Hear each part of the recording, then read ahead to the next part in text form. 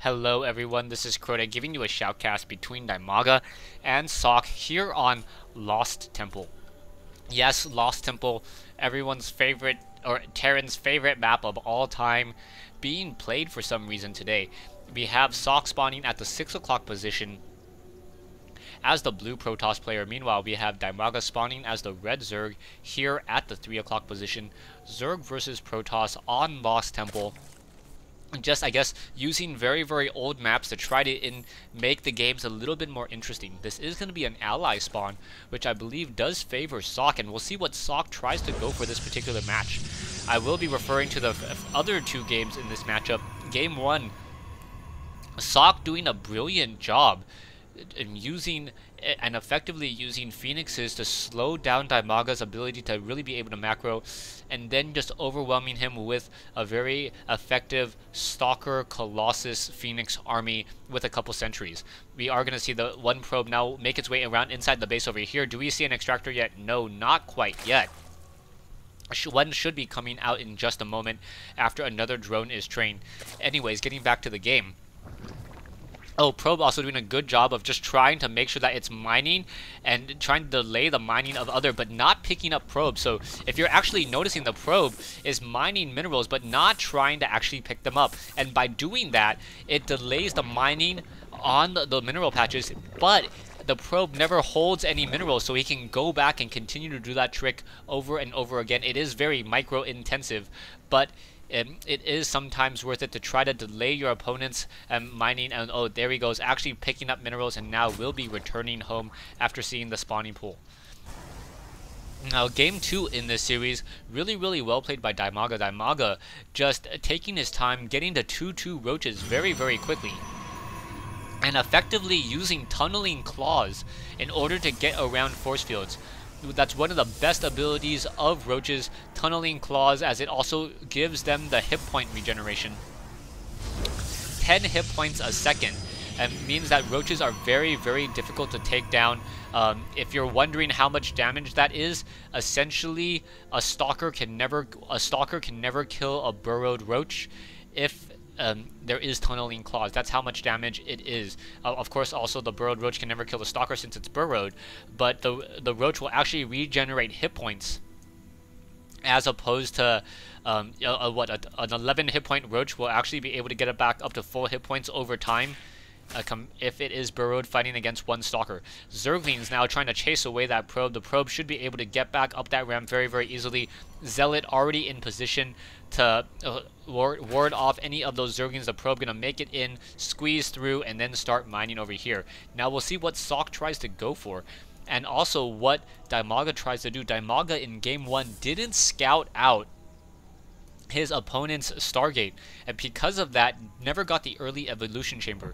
That is a very critical aspect. Zerg, you need to know if your opponent goes for gateways, robotics facilities, or a Stargate, and trying to get the proper counter unit. We are going to have this hatchery up in just a little bit of time.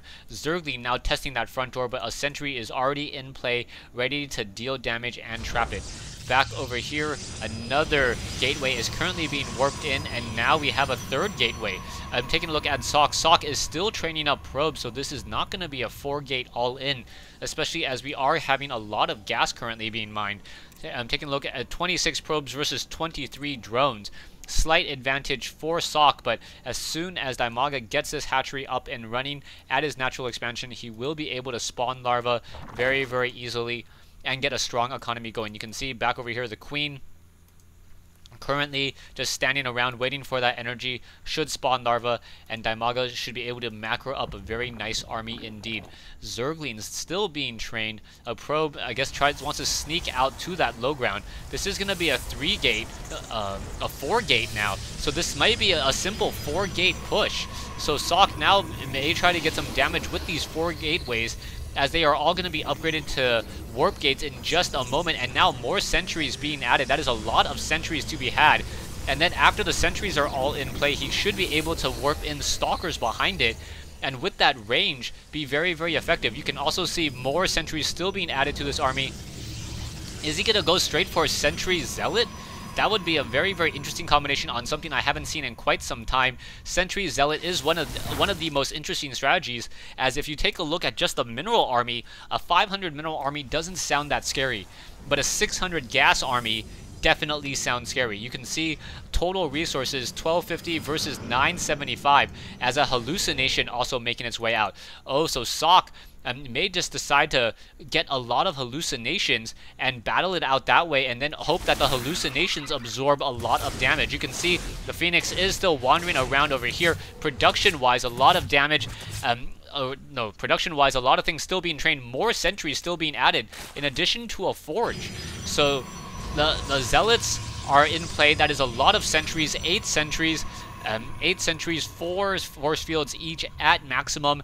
That is what, 32 force fields, and with 32 force fields you can essentially split up a 200 food army in just a matter of seconds.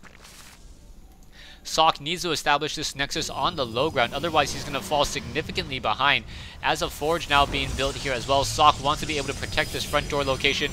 Is he going to get the level 1 weapons upgrade? He should, as that would deeply help his Zealots and Sentries fight off any Zergling harassment. The Nexus going to be warped in just a moment. Just wait for it. Wait for it. Okay. A watch probe never warps anything in, apparently. So Socke now just warping in additional Stalkers and Zealots, and now on the move. You can see there are 9 sentries in this ball of units. A lot of damage to be had, as a Nexus is still not being warped in just quite yet. The Stalkers now just making their way across the map. A lot of Stalkers, and there is no observers. So one Zergling going to get easily picked off right there. There it goes.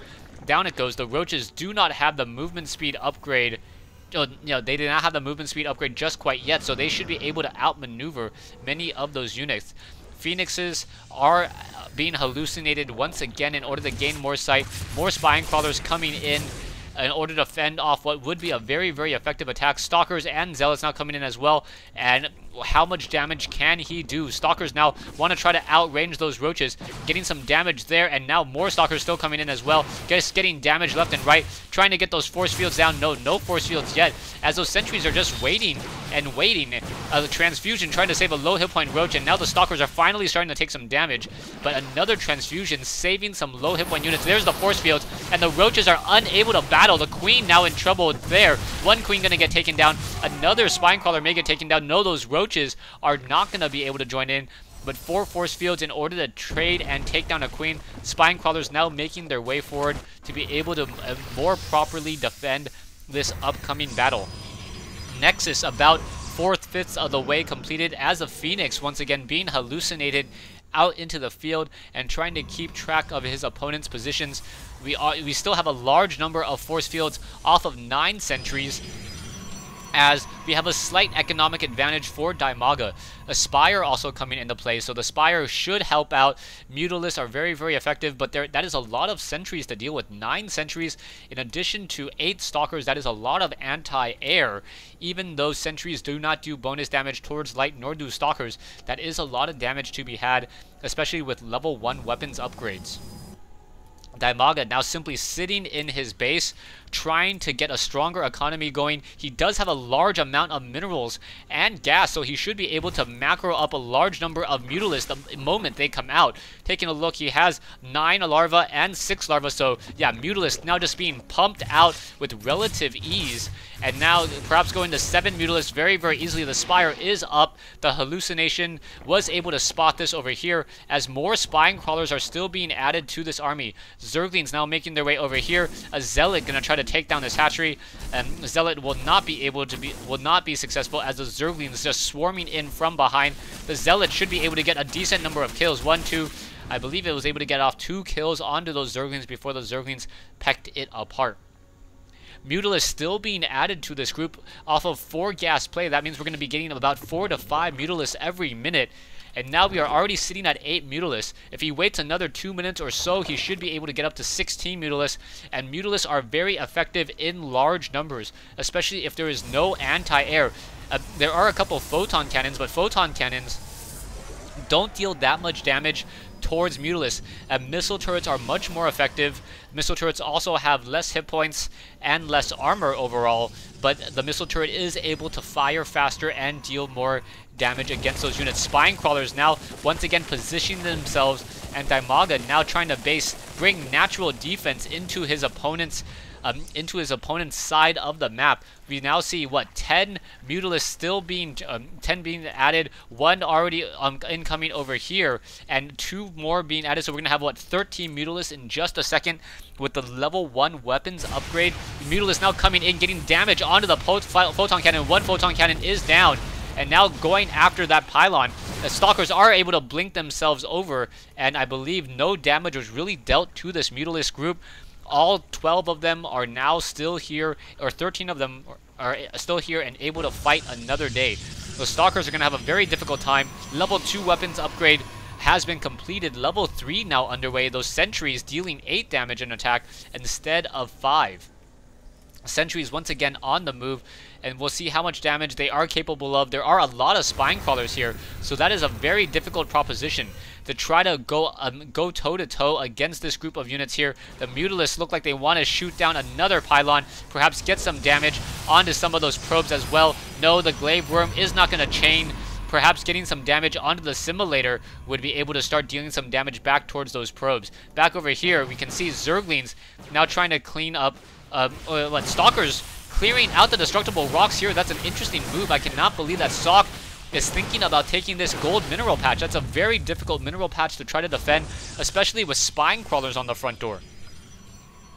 Mutalisks now swarming in along that backside. Probes already in transition away, looking to get even more damage in. The Mutalisks now taking some damage as well as those Stalkers were able to blink and catch up to DIMAGA. DIMAGA now backing off with those units, but the level 2 weapon upgraded Stalkers dealing a large amount of damage. The pneumatized carapace is now upgraded. 4 more Mutalisks being added to this group as well. The total Mutalisk ball now up to 20. Once you're at 24, the Mutalisks are essentially able to easily one-shot a Stalker and get a lot of damage in. Oh, Dark Templar is now over here. So a sneaky Dark Templar play by DIMAGA, or against DIMAGA, as those Dark Templar are unable to get any serious damage onto the drones. The drones are able to run away, and now we are getting some additional drones over here. The main fight now happening over here. Zerglings swarming in as well. Force fields coming in, making it very difficult for those units to be able to make their way through. And now both sides with those Guardian Shields and Force Fields just splitting apart this army. Overseer now in play as the Mutalisks are now trying to swarm in from the top. The Zerglings and Roaches trying to push their way through, but unable to do so as more and more Force Fields are still coming in. The Roaches are now going to swarm in from that backside as the Overseers have taken a lot of damage as well. The Mutalisks are upgraded 1-0, and now Socke is in full retreat as those Stalkers desperately try to run away. Zerglings now swarming in once again, finishing off the cannons here, and I believe DIMAGA has pushed far enough inside the base and has such a large army that there's not much Socke can do. There's no Phoenixes, no High Templars to counter that Mutalisk ball, and still with more units to be had, more Mutalisks and Zerglings continuing to swarm, Socke is having a very difficult time. The Photon Cannon gonna get destroyed here as the Stalkers are now picked apart one at a time. 9 Mutalisks against the army of Stalkers, and that should be GG. Army-wise, 375 versus 375 versus 520 or 2575, excuse me. And yeah, Socke, after taking game 1 in this best of 3 series, quickly losing and falling, and now losing this best of 3 series to DIMAGA, as DIMAGA was able to macro up a large enough number of Mutalisks, now just pushing inside the base, and there's the GG by Socke. So Socke losing this game here on Lost Temple. Thanks for watching, thanks for listening. Hope you guys enjoyed this 1v1 replay between DIMAGA and Socke and game 3 in this best of 3 matchup.